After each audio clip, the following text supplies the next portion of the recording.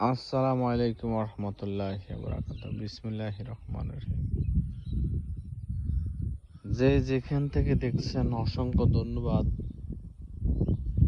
আসলে আমি কি যে বলবো, আমি বলার আমার ভাষা নেই। এইগুলো কোনো দান না, এগুলো সম্পূর্ণ ঘাস, আল্লাহর সৃষ্টি, আল্লাহর প্রকৃতি। দেখেন আজকে রোজ শুক্রবার 2024, কত সুন্দর। কোনো গরু ছাগল আছে ওই অনেক দূরে একটা গরু দেখা যায়, অনেক দূরে একটা গরু দেখা যায়। দেখেন এ কি এক দেশ! কোন একটা, এই যে এত বড় একটা ফসলের মাঠ, কোন একটা মানুষ দেখা যায়?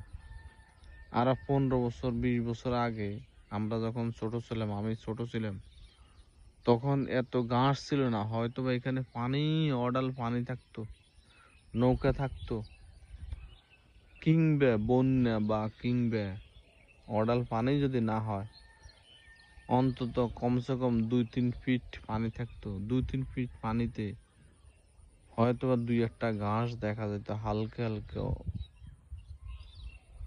অন্যরকম এক ধরনের ঘাস, দুই একটা, আর না পানি পানি।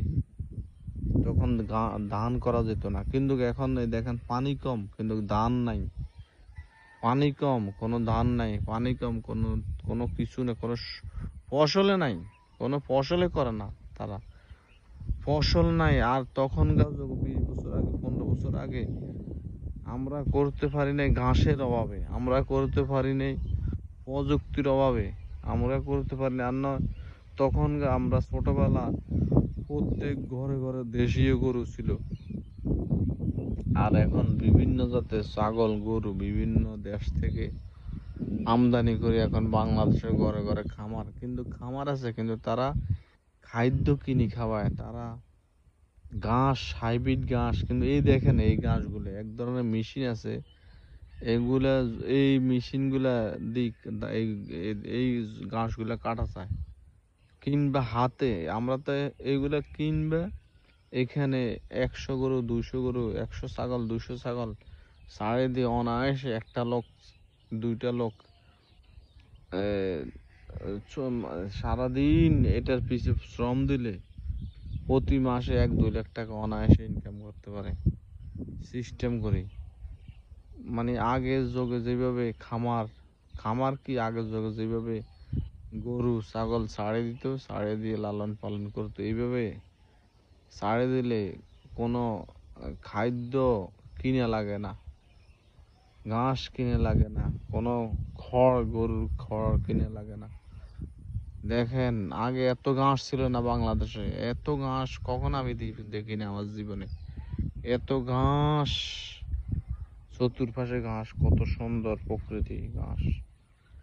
আর আগে এখানে মরিচ হতো, মরিচ করে না, মানুষের শাক সবজি করে না, সব জমি ফাঁকা, সব জমি ফাঁকা। বেয়াদব ছেলেরা, বেয়াদব অভিভাবক, অভিভাবক বেয়াদব। তারা নারীদেরকে, মেয়েদেরকে রাজনীতিকে জড়ায়, রাজনীতি তারা করবে, রাজনীতি করবে, তাদের বুকের কাপড় থাকবো না, তাদের পোশাক থাকবো না, তাদের বগড়া থাকবো না, মেয়েদের পর্দা থাকবে না, ছেলেরা তাদের সিরা প্যান্ট পরে বিভিন্ন জায়গায় চুল কালার করে, চুল বড় করে, চুলের কাটিং স্টাইল করে, বাইক ভাঙ্গা একটা নিয়ে ট্যাং ট্যাং করে ঘুরবো, সিগারেট একটা মুখে দিয়ে, মগর তারা কাজ করবে না, কাজ করলে বাবা মার মান সম্মান যায়। একজন ছেলে বাহির থেকে বাহিরে যাই সারাদিন ট্যাং ট্যাং করে ঘুরে এসে বাচ্চাকে খাইবো, এর মাথা ফাড়াইবো, এর মাথা ফাড়াইবো, এর লোক মারামারি করবো, এগুলা বাবা মা পছন্দ করে।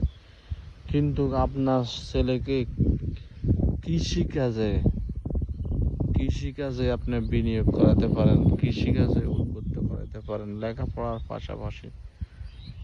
বাংলাদেশ কত সুন্দর জায়গা, অনেক চর আছে, বিভিন্ন চর আছে, এগুলো তো চর না, আমি এটা যেটা, এটা হচ্ছে চর না, এটা হচ্ছে আপনার যেমন শহরের আশেপাশে বা ঘনবসতি যেসব অঞ্চলে, এইসব অঞ্চলে এরকম প্রকৃতি, এরকম ঘাস, ঠিক আছে।